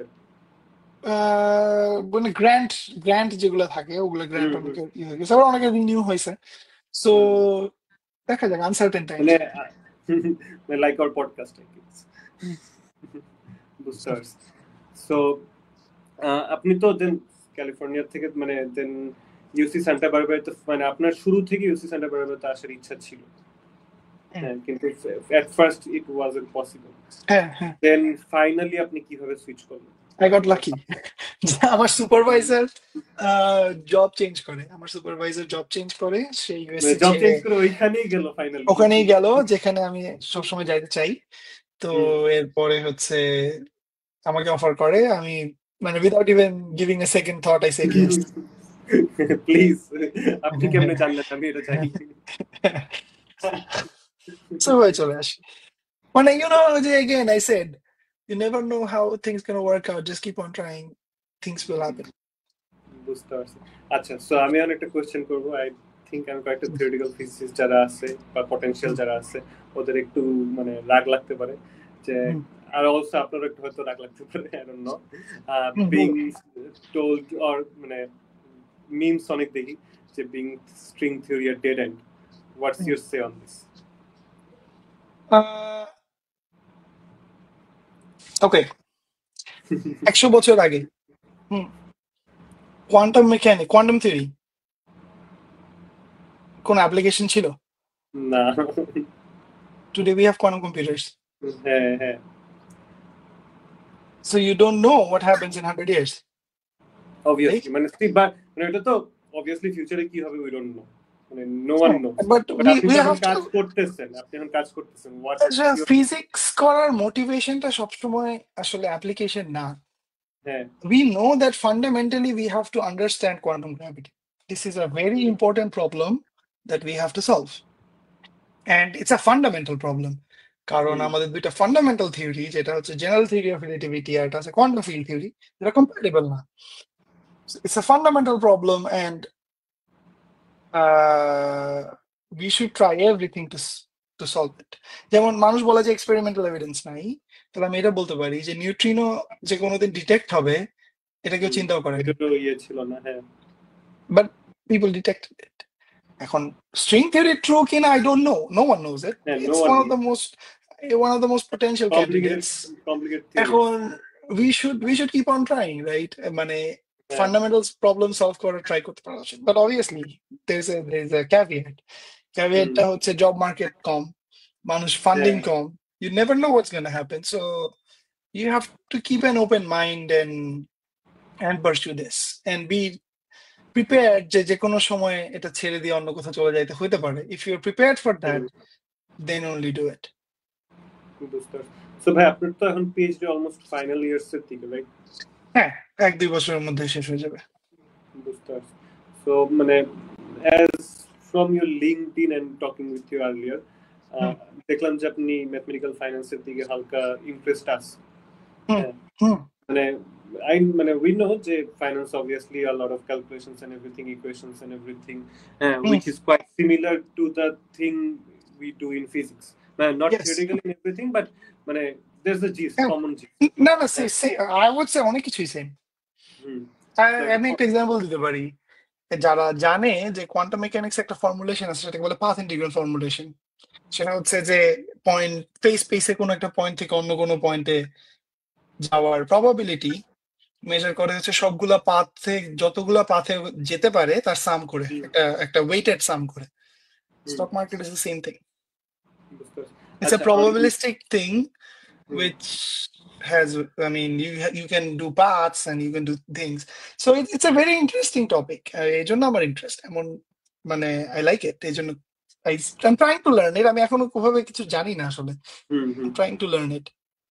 আচ্ছা, again interrupting a moment, যে ম্যাডাম জিজ্ঞাসা করছে যে আপনার বাবাও তো নাকি ডিউ ফিজিক্স ছিল। হ্যাঁ, আমার বাবা ছিল হচ্ছে 83-84 ব্যাচ, কামরুল স্যারের ব্যাচে, কামরুল স্যারের ব্যাচে, হ্যাঁ। এবং there is a history যে কামরুল স্যারই আমাকে কিন্তু নাফিস ভাইকে খুঁজে দেয়। আচ্ছা, I should mention it. হ্যাঁ, আর আরশাদ স্যাররা ছিলেন হচ্ছে বাবাদের 2 বছরের জুনিয়র। আচ্ছা, সো অ্যাকচুয়ালি আমার বাবাও কিন্তু শামিমা ম্যাডামের স্টুডেন্ট, সো এটাই বুঝতে পারছি। আমিও ছিলাম, আমার বাবাও ছিল। হ্যাঁ, আপনার অ্যাকচুয়াল ইন্টারেস্টটা তার মানে জেনেটিক্যালি আসছে। বাবা কখনো আমাকে বলে নাই জোর করে যে এটা করতেই হবে, ন্যাচারালি হয়ে গেছে আর কি। হ্যাঁ, বুঝতে পারছি। রিয়েলি মানে ইন্টারেস্টিং আসলে। কি বলে, মানে ম্যাডাম বলছে যে হ্যাঁ হি ওয়াজ রিয়েল, মানে ইওর কি বলে, he her direct student, so it's really nice. So again in our conversation যে আপনি ম্যাথমেটিক্যাল ফাইন্যান্সের দিকে হালকা মানে পিভট করতেছেন। পিভটিং না, মানে ব্যাপারটা হচ্ছে যে সবারই আমাদের একটা জিনিস বোঝা উচিত যে আমি কিন্তু মানে you should be interested about many things in life, right? আমার যেটা ভালো লাগে এটা প্রবলেম সলভ করতে ভালো লাগে, এন্ড এটা শুধু ফিজিক্সে কেন, এটা সব জায়গায় করে। কম্পিউটার সায়েন্স আমি তো যে ব্র্যাকে যখন পড়াতাম, আমি তো কম্পিউটার সায়েন্স ডিপার্টমেন্টে পড়াতাম, আমি কিন্তু ফিজিক্স ডিপার্টমেন্টে পড়াতাম। And I had a lot of fun. আমি কম্পিউটারের কমপ্লেক্সিটি নিয়ে, অ্যালগরিদমসের কমপ্লেক্সিটি নিয়ে অনেক কিছু পড়াশোনা করি ওই সময়, কারণ পড়াইতে হতো, এই জন্য শিখা হয়েছে। So it's fun to do different things. এবং আমেরিকায় কিন্তু এই কালচারটা খুব কমন, যে যারা ফিজিক্স করে তারাও কিন্তু কম্পিউটার সায়েন্সও পড়ে, তারা কিন্তু ম্যাথমেটিক্সও পড়ে, তারা ফাইন্যান্সও পড়ে। হ্যাঁ, অনেকে তো ডাবল মেজর করে, বা নিজেরা 2-একটা কোর্স করে। So I think we should be open and learn new things, and I think in this modern era কোনো কিছু শেখাই কোনো সমস্যা না, খুব ইজিলি শিখে। ইন্টারনেট থাকতে আসলে এখন আর কোনো, all you just need a internet connection and a device. হ্যাঁ, সেটাই, আর কিছু লাগে না। So we should learn and be open to many things, এটা খুব ইম্পর্টেন্ট। আর আমার মনে হয় ফিজিক্সে কেউ ডিগ্রি নিলে ম্যাথমেটিক্স রিলেটেড যে কোনো কিছুই সে দ্রুত ক্যাচ করে ফেলতে পারবে, আমার কাছে মনে হয়। সো ভাই পিএইচডি যেহেতু আপনার শেষের দিকে almost, so are you planning to do a post doc or are you going to go for job markets? I'll apply for postdocs. এখন এটা তো আগে থেকে বলতে পারবো না কি হবে, মানে আবার আবার আবার 40 বার করতে হবে কিনা I don't no. here we go again. But চেষ্টা করবো, দেখা যাক। বুঝতে পারছি, বাট মানে as experienced as you, there's something I want to know, যে for theoretical physics and everything, is the job market really scary? For theoretical physics, string theory, হ্যাঁ, and হ্যাঁ, yes, it is. It মানে is. for those who are potential for these fields, মানে হ্যাঁ, what যেটা should হচ্ছে be যে they আচ্ছা, should be এটা আমি এভাবে দেখি যে you have a lot of job opportunities. যে মানুষজন বলে না যে জব অপরচুনিটিস আছে, এখন আমি কি করতে চাই এটার উপরে ডিপেন্ড করে। আমি যেমন এক্সাম্পল দিতে পারি, how many job opportunities are string theorist have. Okay, এক হচ্ছে একাডেমিয়ায় টপ ইউনিভার্সিটিতে রিসার্চ প্রফেসর হওয়া, যেটা হচ্ছে এডওয়ার্ড উইটেন হইতে হইলে that's like the top, right? একদম টপ হ্যাঁ, লেভেল, একদম টপে, বা আমি এমআইটি হার্ভার্ডের প্রফেসর হবো, দ্যাটস লাইক ওকে। তারপরে টিয়ার 2 র্যাঙ্কের ইউনিভার্সিটিতে হতে পারি, ওকে ফাইন, সেটা হতে পারে। তারপরে আরেকটা জব আছে ইউএসএ তে, সেটাকে বলে টিচিং প্রফেসর, যারা হচ্ছে আন্ডারগ্রেডদের পড়ায়।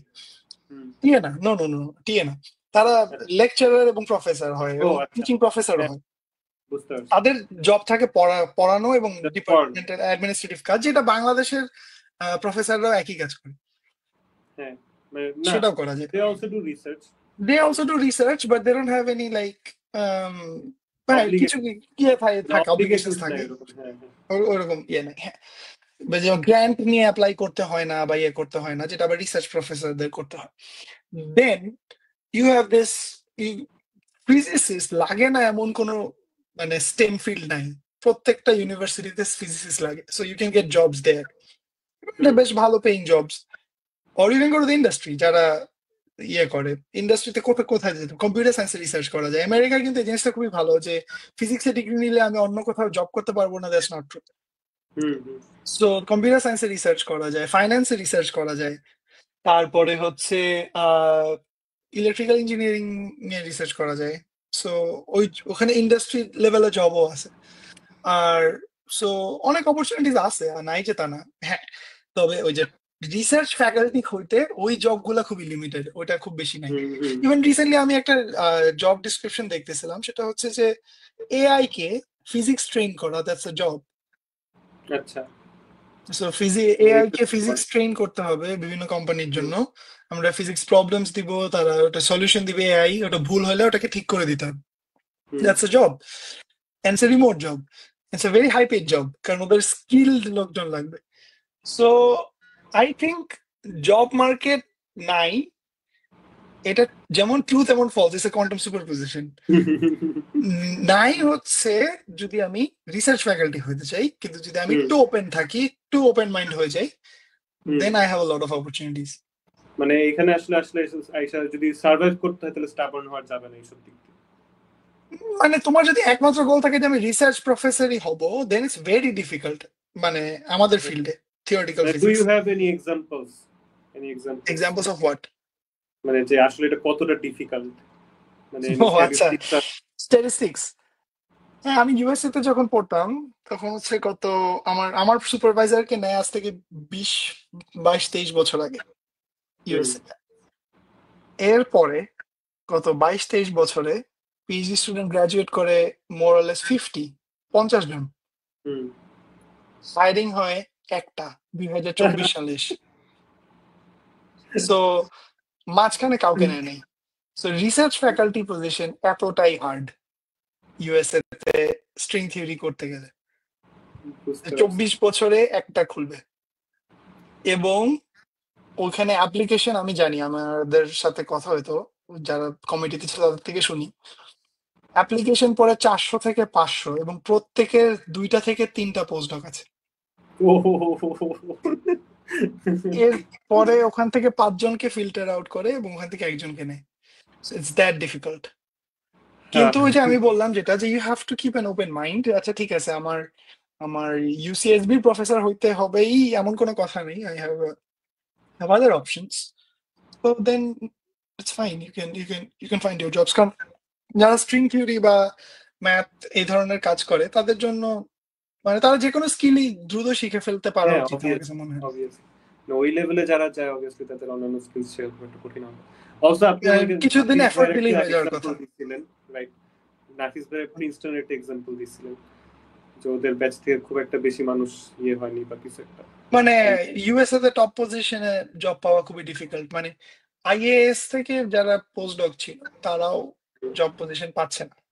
আইএএস হচ্ছে ওয়ার্ল্ড এর থেকে বেটার জায়গায় পোস্ট ডক করা সম্ভব না আসলে।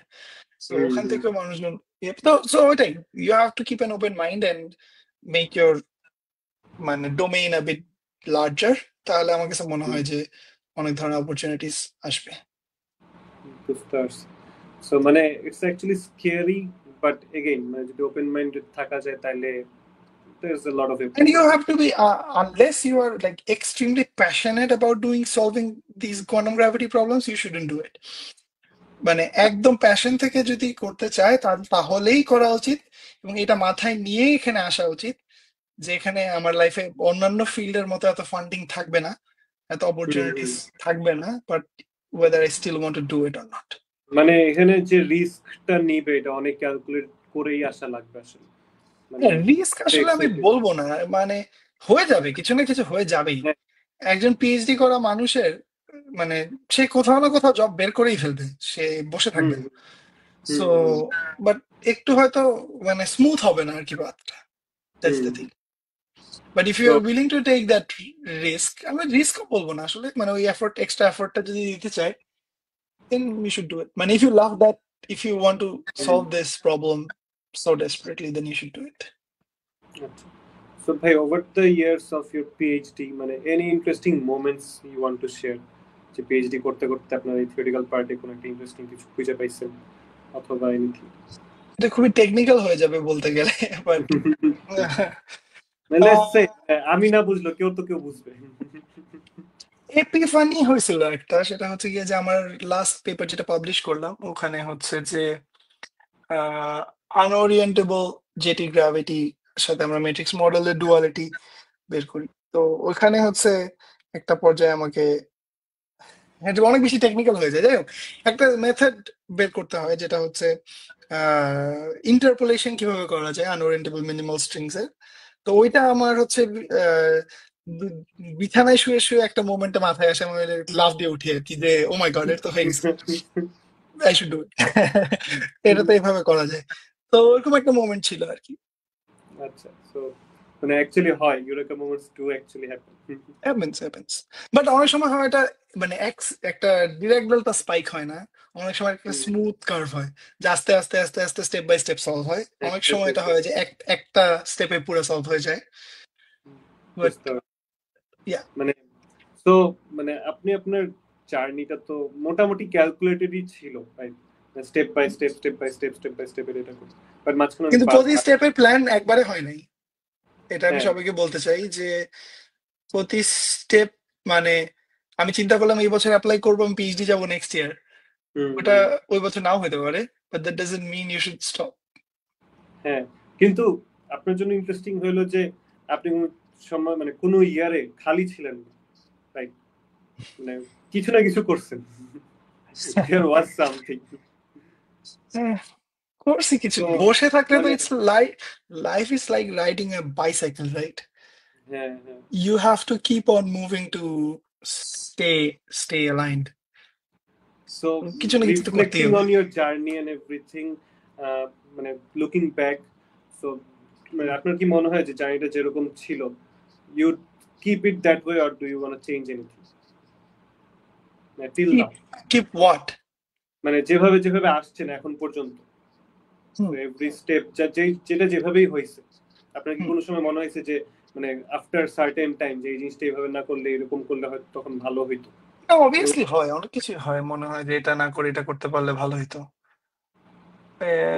Any specific things or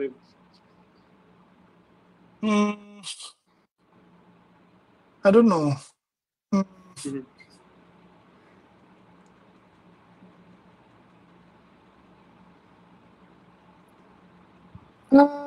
No, I think I think মানে আর অনেক কিছু করতে পারতাম, কিন্তু ওগুলো আবার ওই টেকনিক্যাল হয়ে যাবে। So I think it's fine. আরো আরো পড়াশোনা করতে পারতাম আরো ভালো মতো, আমার কাছে মনে হয়, তাহলে আরো ভালো হইতো। কিন্তু yeah. বুঝতে পারছি। সো কি বলে বাংলাদেশে মানে ডিউ ফিজিক্সে যখন পড়তেন, সো এখন কি কি মিস করেন ডিউ ফিজিক্স অ্যাকচুয়ালি? সবচেয়ে বেশি মিস করি মনে হয় আমার ফ্রেন্ডদেরকে। আমার প্রিয় টাইম ছিল হচ্ছে কার্জন হলের সামনে যে মাঠটা, ওইখানে বিকাল বেলায় ওই টাইমটা ছিল হচ্ছে ক্লাস টাস ল্যাপটপ শেষ করে তারপরে ওই জায়গাটায় বসা, বাসের জন্য ওয়েট হ্যাঁ করা কিছুক্ষণ। হ্যাঁ, ওই টাইমটা ছিল আমার আমার সবচেয়ে প্রিয় টাইম। পিসফুল একটা মোমেন্ট আর কি। পিসফুল একটা মোমেন্ট, হ্যাঁ, ওই মানুষজন আশেপাশে চারপাশে পুরো বসতেছে। একটা একটা সোনালী রং হয়ে যায়, একটা ভাইব থাকে। হ্যাঁ হ্যাঁ। এবং খুব সুন্দর, আমার ফ্রেন্ডরা আবার অনেকে অনেক গান গাইতো, অনেক ইয়ে করতো। ওই ওই টাইমটা মিস করি।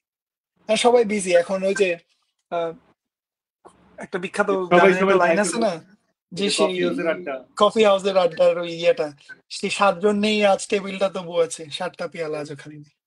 তো ওই একই সে বাগানে আজ এসেছে নতুন করে, শুধু সেই সেদিনের মালি নেই। তো ওই আর কি, এখন কার্জন হলে গেলে আর ওই ফিলটা পাই না, কারণ কেউ নাই। বাট ওইটাই মিস করি আর কি, যে লাস্ট আমি মনে হয় 2-3 বছর আগে গেছিলাম একবার। তো তখন আচ্ছা। গিয়ে দেখি আমি কাউকে চিনি না ওখানে। তো সবাই চেঞ্জ হয়ে গেছে। সবাই চেঞ্জ হয়ে গেছে, যে আগে বারান্দা দিয়ে তাকাইলেই যাদেরকে দেখতাম তারা এখন আর ওখানে নাই, কিছুই নেই। কিছুই নেই। বুঝতে পারছি। আচ্ছা, সো তো ভাই আপনি তো ইয়ে ছিলেন, টিএ ছিলেন তাই না কয়েকটা জায়গায়? মানে ব্র্যাকে লেকচারার ছিলেন, দেন পেরিমিটারে টিএ ছিলেন নাকি? পেরিমিটারে পেরিমিটারে ছিলাম না, ইয়েতে ছিলাম, ইউএসসি তে আর ইউসিএসবি তে ছিলাম। ইউএসসি। আচ্ছা, সো এই টি এর এক্সপিরিয়েন্সটা কেমন আপনার, মানে বাংলাদেশ দেন ইউএসএ, মানে আই উড সে যে বাংলাদেশের student, oops, sorry, I would say বাংলাদেশের স্টুডেন্টদের কোয়ালিটি কোনো অংশে মানে আন্ডার গ্র্যাড লেভেলে ইউএসসি ইউসিএসবি থেকে কম না। আচ্ছা। এখন যেটা হয়, ইটস আ পিরামিড। হ্যাঁ, হুম যত উপরের লেভেলে যাবে, মনে করো 100 জন আন্ডার গ্র্যাড থেকে শেষ করে ওরা ছেড়ে দেয় ফিজিক্স, তারপরে 10 জন পিএইচডি করে, রাইট? 10 জন থেকে হয়তো হুম 2 জন প্রফেসর হয়, রাইট? সো ওইটা হয় যে আমার যেটা মনে হয় অ্যাভারেজ স্টুডেন্টদের কোয়ালিটি বাংলাদেশের বেটার। বেটার। আমি আমেরিকার, হ্যাঁ আমেরিকার average, average, hmm okay, hmm. But it's the culture, it's the mindset, or it's what, I don't know. ওই যে ফ্যাসিলিটিস। আউটলায়ার যারা, হুম ওরা হুম, আউট পারফর্ম করে বাংলাদেশিদের। বুঝতে পারছি। এখানে একটা কারণ আছে, কারণটা হচ্ছে যে এখানে রিসার্চ কালচার, এখানে হুম ওদের ড্রাইভ এটা অন্যরকম। মানে আন্ডারগ্রাড ক্লাসে 100 জন থাকলে ওদের মধ্যে 90 জন ওরকমই, কিন্তু এই যে দশ মানে জন এটা আপনি রিয়েলি, শুরুতেই যে বললেন যে আশেপাশে সবাই যদি রিসার্চ নিয়ে কাজ করে, তখন আপনারও ইচ্ছা করবে যে আসলে রিসার্চ নিয়ে কাজ করে। তো বাংলাদেশে তো এই জিনিসটা খুবই কম আসলে, সত্যি কথা বলতে। কিন্তু এটা আসলে বাংলাদেশে থাকতে আমরা যেটা করতাম, আমরা নিজে থেকে চেষ্টা করতাম যতটুকু পারা যায়। হ্যাঁ। কমপ্লেন করলে তো হবে না, না সলভ করতে হবে, রাইট? না, এটা হলো আসলে তখন মানে এখন যেটা হয় বা আমাদের জন্য যেটা হয় যে ইটস দ্য স্পেসিফিক পিপল, যে হ্যাঁ আপনি আসলে নিজে থেকে কাজ করতে চান, then you find those groups. But ওইখানে গেলে তো আপনার আসলে যেটা বলেন যে আপনি রাস্তাতে হাঁটলেই পাওয়া যায়। হ্যাঁ, আমাদের তো এটা না, এমন হয়। কিন্তু কিন্তু তাদের হাঁটলেই যে আমার সাথে কাজ শুরু করে দিবে এমন না। হ্যাঁ, না আই হ্যাভ কাজ টু শুরু গিভ সাম করবেন, but effort. At least you can approach or you can at least talk, হ্যাঁ, রাইট? এখন তো এটা তো ইন্টারনেটের যুগে you can talk to anyone. মানে obviously, You but can you can send an email to say Juan Maldacena or Edward Witten, but obviously ওই লেভেলের কোয়েশ্চেন করতে হবে, ওই লেভেলের কথা বলতে হবে। হ্যাঁ, এটা বাট এটা anyway I am important. Just talking about the accessibility, যে আপনার অ্যাক্সেসিবিলিটি হ্যাঁ বাংলাদেশে কম, এটা এটা ট্রু অবভিয়াসলি, কারণ আমরা থার্ড হ্যাঁ ওয়ার্ল্ড কান্ট্রি, আমাদের হ্যাঁ জন্য এটা ডিফিকাল্ট। ওই হ্যাঁ, ওই মানে ফার্স্ট ওয়ে ওয়ার্ল্ডের সাথে জানলে তো কম্পিট। ভাই আপনি যে কারোর সাথেই কথা বলতে পারবেন, রাইট? আপনি যদি জানেন কিভাবে কমিউনিকেট করা লাগবে বা কোন জায়গায় অ্যাকচুয়ালি পাঞ্চ করা লাগবে, তাহলে হ্যাঁ, আপনি জানেন। হ্যাঁ, মানে আমাকে কিন্তু আগে ওই লেভেলের জ্ঞান আরোহণ করতে হবে যে আমি ওই হ্যাঁ কোয়েশ্চেনটা করতে পারবো বা এটা হ্যাঁ, করার যে জন্য, না যে হলে হি উইল তো। Be actually interested in my question. হ্যাঁ, হ্যাঁ। বুঝতে পারছি। সো ওভারঅল বলতে গেলে আপনার জার্নিটা pretty interesting till now. সামনে কি হবে we don't know. We all obviously can কি বলে expect the best, but it's really interesting till now. Thank you interesting জানি না, অনেক আপস এন্ড ডাউনস নিয়ে লাইফ, একটা অসিলেশন এটা। চলে, চলবে, অসুবিধা নেই। বুঝতাম। সো আপনি বললেন যে আপনার মানে ফ্রি টাইমসে আপনি খেলাধুলা করেন, মানে বিভিন্ন ফ্রি অ্যাক্টিভিটিস করেন। ঘুরতেও যাই, আশেপাশে ঘুরতে এক্সপ্লোর করি, ঘোরাফেরা করি, সেগুলো করি। মানে যতটুকু শুনি অলওয়েজ মানে ইটস আ স্টেরিওটাইপ হয়ে গেছে, পিএইচডি করতে গেলে মানুষ একটু দম ফেলানোর টাইম পায় না। মানে এটা হয় কখন আমি বলি এটা হয় হচ্ছে যখন কোর্স ওয়ার্ক থাকে। প্রথম 2 বছর যখন কোর্স ওয়ার্ক থাকে তখন মানুষের আসলে দম ফেলানোর টাইম থাকে না। কোর্স ওয়ার্ক এবং রিসার্চ একসাথে করা ইটস ভেরি ডিফিকাল্ট। সো প্রথম 2 বছর যতদিন পর্যন্ত না ওই যে কোয়ালিফায়ারটা দিয়ে দেয় ততদিন পর্যন্ত হচ্ছে লাইফ খুবই difficult, challenging, and you have to work hard, there is no other choice. কারণ কোর্সে সপ্তাহে 2-3টা কোর্সের 6টা-8টা ক্লাস থাকে, তারপরে ওগুলোর অ্যাসাইনমেন্টস থাকে, তারপরে নিজের রিসার্চ থাকে, রিসার্চের পরে আবার টিএ করতে হয় অনেকের। So it's very difficult. তো ওই সময় কারো টাইম থাকে না আসলে, মানে মানুষ তখন 70-80 আওয়ার্স কাজ করে উইকে। কিন্তু যেটা হয় যে কোর্স ওয়ার্ক শেষ হয়ে গেলে ইউর লাইফ বিকামস বেটার, যে আচ্ছা ঠিক আছে এখন আমি শুধুমাত্র আমার রিসার্চ করব, বাকি টাইমে আমি একটু ইয়ে করবো। সো যারা ইনিশিয়ালি পিএইচডি শুরু করতেছে বা যারা আসবে, তারা যদি এতটুকু প্রিপেয়ার থাকে যে কোর্স ওয়ার্কটা করা পর্যন্ত লাইফটা খুবই ডিফিকাল্ট থাকবে, বাট 1 বছর বা 2 বছরের মধ্যে কোর্স ওয়ার্ক শেষ হয়ে গেলে দেন লাইফ বিকামস বেটার। বুঝতে পারছি। সো ভাই মানে we are almost at the end. Before ending this live, any extra suggestions you want to give to our audience and anything? Audience মানে স্টুডেন্টরা কে Dhaka university? Students are in general undergrad physics students, মানে maximum audience তো এরকমই হবে। My suggestion would be যে সবচেয়ে important হচ্ছে মাইন্ডসেট চেঞ্জ করা বলতে যে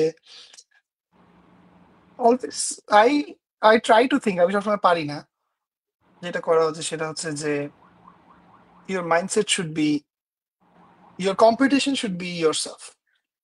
মানে আমি আজকে আমার গতকালকের থেকে বেশি জানি কিনা, বেশি শিখছি কিনা নতুন কিছু, that's important. So your competition is yourself and the goal is to be better you than you were yesterday. If you can do this for consistently for 365 days a year, you'll see the change.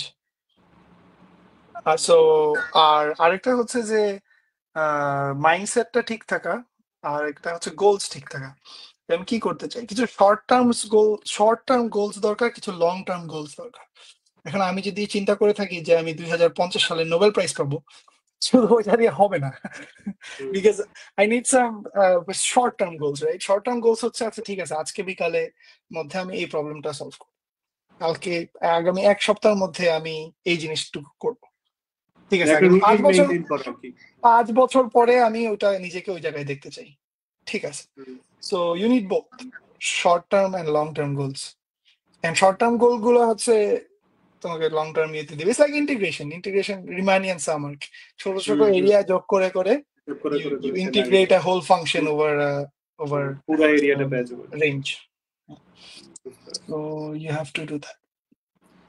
So সবাইকে আমি বলবো যে ইয়ে করতে, keep your goals, and ওই গোল গুলা achieve করার জন্য যা যা করা দরকার just do it.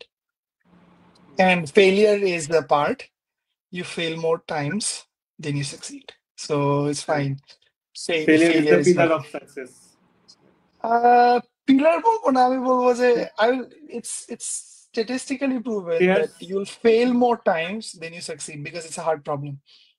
But if you try, if your probability is মানে তো probability যদি হয় ওই প্রবলেমটা সলভ করার জন্য 1%, you have to try 100 times.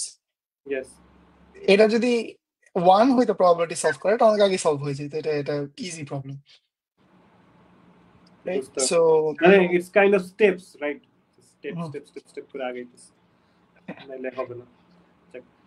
And লাইফে অনেক সময় এমনও আসে যে মানুষ এমন হতে পারে প্রবলেম সলভ হচ্ছে না, লাইফে অনেক খারাপ যাচ্ছে, বাট ডিপ্রেশন আসতে পারে মানুষের, যেটা আমি স্টুডেন্ট লাইফে থাকতে অনেককে দেখছি, আমার ফ্রেন্ডদের, আমার নিজেরও আসে। আমার নিজেরও এমন না যে আমি প্রতিদিন অনেক এক্সাইটিং পজিটিভ থাকি, এমন না, but it's a part of life. Even রিসার্চে আমার একটা ফ্রেন্ড বলে যে 365 দিনের ভিতর যদি আমি 365 দিন প্রোডাক্টিভ থাকতাম, তাহলে তো আমি 365টা পেপার করতাম দিনে। Right. So you have to fail like 350 times, then you succeed like 10 times. ওখান থেকে একটা পেপার, দুইটা পেপার হয়। That's how life goes, right? So you have to fail more than you succeed, and be ready for that in any aspect of life. Really wise words from Wasif bhai. I hope we can all get that. আচ্ছা, so ভাই I guess আজকে এই পর্যন্ত থাকুক আমাদের। I guess everyone enjoyed it. Most importantly, you enjoyed it. Yeah, I enjoyed it. I hope কারো যদি কোনো কোয়েশ্চেন থাকলে আমি আনসার করতে পারি। I don't know কারো আর কোনো কোয়েশ্চেন আছে কিনা। I guess কোনো questions নেই. If anyone has any type of questions or queries, you can I guess knock Wasif bhai. He has a Facebook ID and he is active there. At least I know of. আমি লিংকডইনে কিন্তু active না।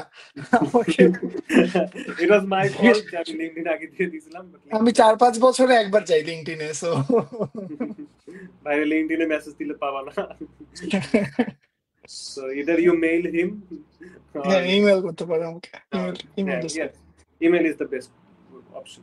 Okay, so that's it for today. I guess everyone enjoyed it. We'll see you next month with another guest.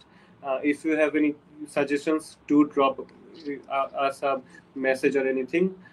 We'll try our best. So see you guys next time. Ta-da! Assalamu alaikum. Okay. Thank you.